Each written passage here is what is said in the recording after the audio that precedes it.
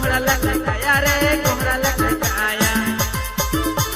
लवन लखे गया रे पर कोहरा लखे गया रे कोहरा लखे गया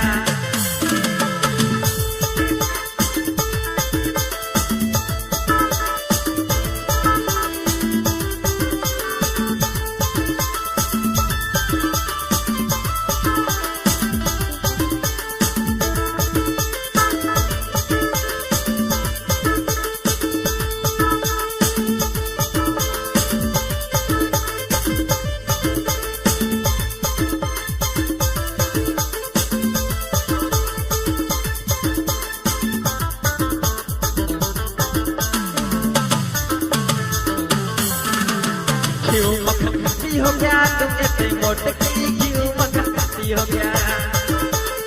जे इतने मोटे की लवा लगे गया रे पर कोहरा लगे गया रे कोहरा लगे गया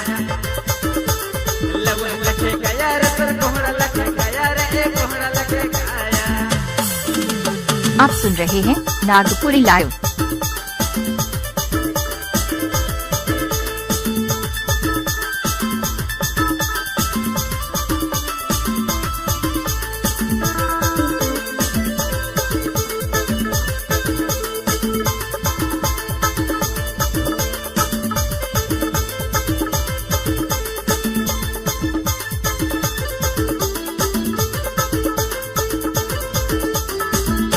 हर कर दिया लगे तो गुया बोलती हर कर दिया लगे तो गुया बोलती जैसे गुया हक तो हर से हक रे हर से आगे